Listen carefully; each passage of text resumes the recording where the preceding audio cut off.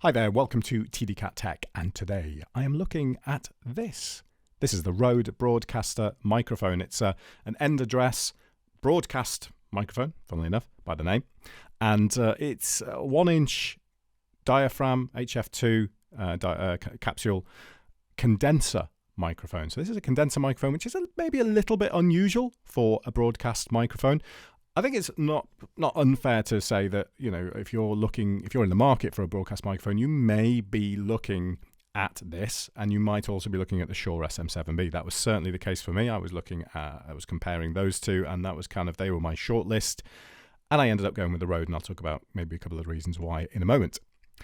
What I want to do today is just talk about the things I like, things I don't like about this mic, and just go through some of the specs. But the main thing really is just to take a listen to this mic, and of course, this whole video is being recorded on the Rode Broadcaster, so you can get a sense of how it sounds, at least with my voice, and you can sort of maybe judge whether it's something you like, whether you like the sound of this, or whether it's, I don't know, maybe a bit too harsh for you, or you prefer something a bit flatter, or I don't know. Just take a listen, see what you think. So let's have a look first of all at some of the specs of the mic.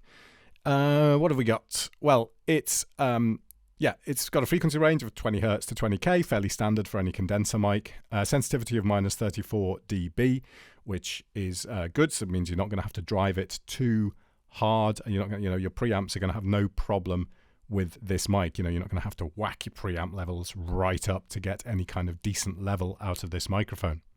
It's got an equivalent input noise figure of 14 dB, and that's standard A-weighted dB figure. And that, if you want to sort of sense of what's good and what's bad, an absolute top-of-the-range studio microphone is probably going to have a figure of 10, maybe 10 dB or less. A super, super quiet microphone, really, really sort of high-spec mic. Anything between 10 and 20 is good, but it's still really good. 20 and above, that's starting to get into the realms of really being able to hear the noise on the mic. But again, with a microphone like this, it's unlikely you're going to be using it for really, really super quiet applications. It's going to be used for like this sort of work, voice work, and it's just unlikely to ever have a super quiet, have the requirement that you're going to want to record something really, really quiet, and you're never going to get a chance to listen to the background noise on the mic and the any hiss that it might be making, because of course you're just going to be talking all the time like I am. Right, dynamic range 114 dB, which figures because it has an EIN figure of 14 dB. So if you look at its dynamic range of 128 dB, you can therefore, of 114 dB, you then therefore can work out from that it has a maximum SPL, so a maximum sound pressure level of 128 dB, which again isn't massively high. The Shure SM7B it's a dynamic microphone, so it can take considerably more of a punch and goes up to something like 170. I mean, an insane figure, 170, 180 dB. I mean, that's kind of eardrum rippingly high numbers. Comparing to another microphone I've got, which is a Sennheiser MK8, that goes up to about 144 dB. So 128 dB is not terribly high, but again, for the kind of use that this microphone is going to have, it is perfectly adequate and a good figure. Right, power requirements. It is a Phantom 48 mic, or it can also use a Phantom 24 volt as well. And you have just looking at the actual hardware itself on the top here. This is one of the things I don't like about it, actually. I'll put some other pictures up on the screen at this point because I can't really show you terribly clearly while I'm talking into the microphone.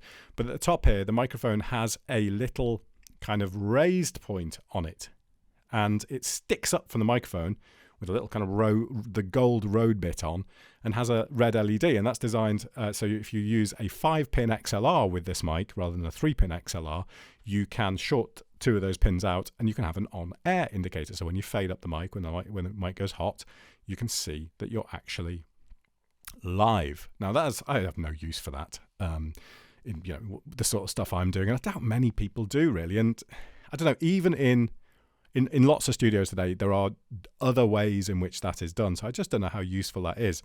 But the issue I have with it is that it has this kind of raised bit on it, which means that the microphone doesn't fit in a lot of shock mounts. So I've got this sat in a Rode PSM1 shock mount here, and I've had to literally get a hacksaw to the shock mount and cut a small centimetre, sort of 15 mil section off the shock mount to allow that little raise bit on the mic to fit in. It works fine. The shock mount's tough enough to withstand it. The metal's firm enough. It doesn't break the kind of rigidity of the shock mount. It works perfectly all right. But it's a messy solution, and I don't know. I just think it's a poor. Rode don't even make a shock mount for this mic. So you can get, I think it's an Rycott Envision shock mount, which kind of screws on and stuff like that. Some people say they work great, but I don't know. I just think that it's a poor choice of place to put something like this because it really limits the amount of sort of stands and shock mounts you can use this mic on.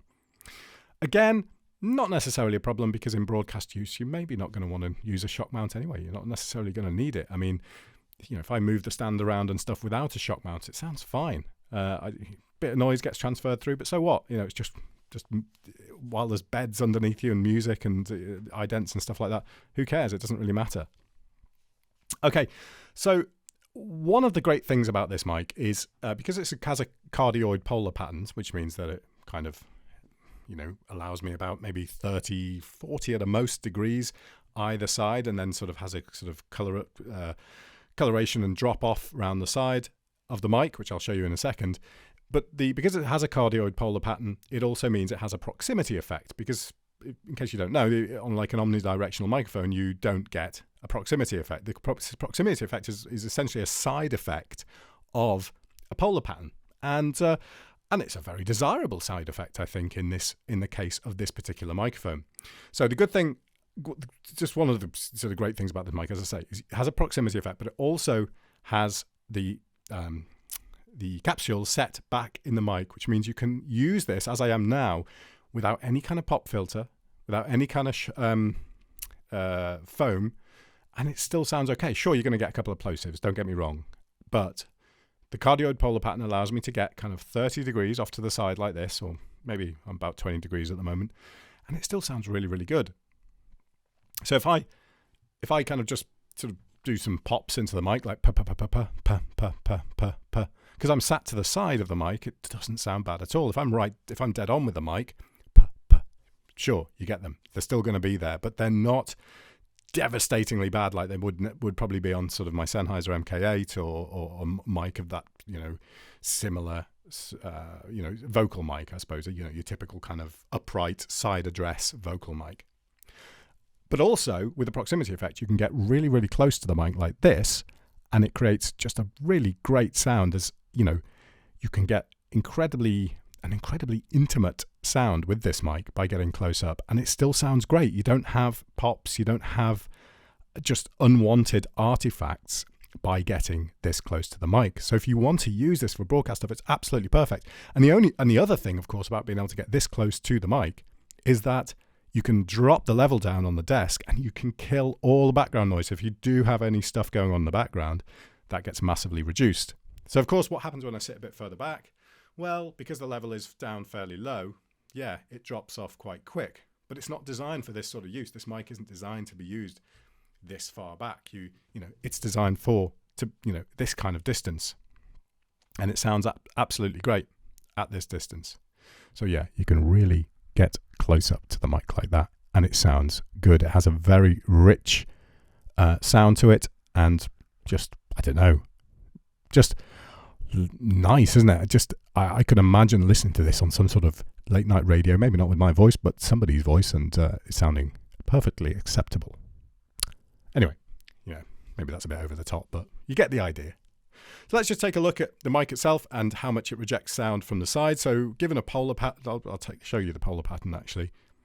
So here's the polar response pattern, and you can see that these are 15 degree increments here on the chart. And so at about 30 degrees, so here and here, we're starting to see some kind of drop off. So by 45 degrees, there is a notable sort of drop off in the level, but nothing too major. So it is quite forgiving in that sense. You can use it from the side, which means you can reduce those plosives quite easily without using any kind of foam.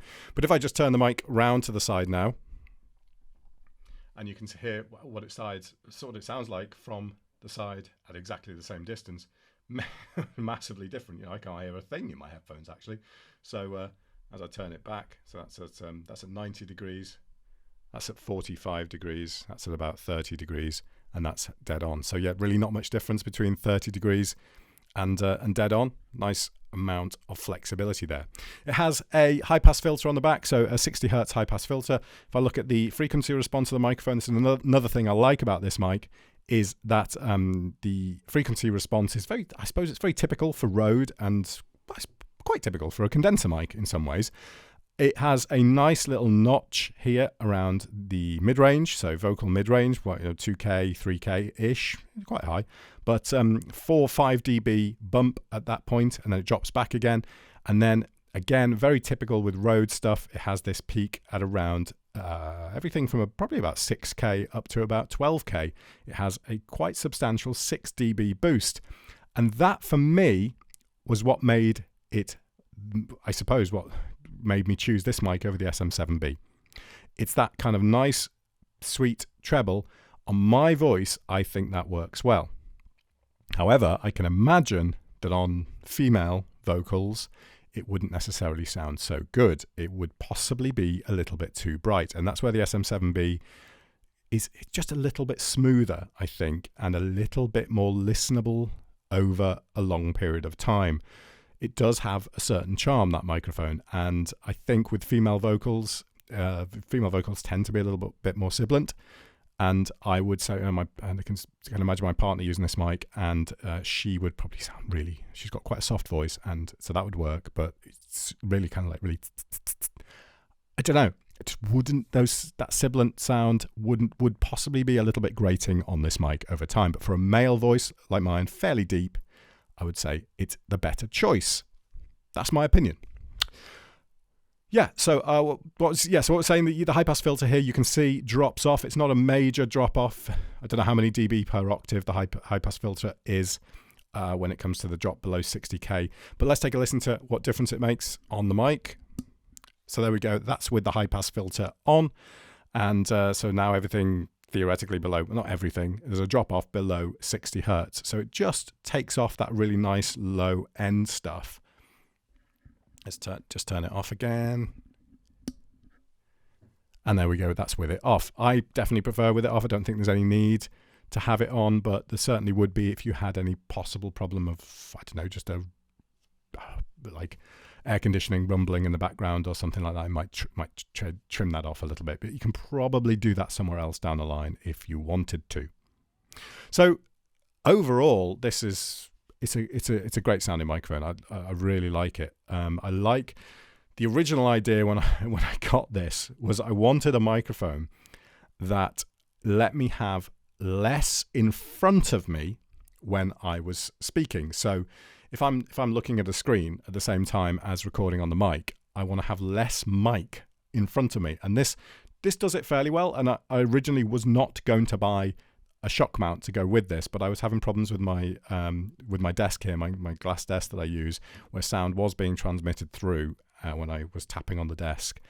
And I thought, that's going to annoy me. So I've ended up getting the PSM1, which is quite big and has kind of added some bulk to it. So I've kind of gone back on my idea, but it's still definitely much easier from a, how much, you haven't got something with a cable coming down here or hanging down like this. It's much, much more kind of slimline as far as what's actually in front of you when you're looking at a screen. And that for me was the reason that I wanted an end address mic rather than a side address mic.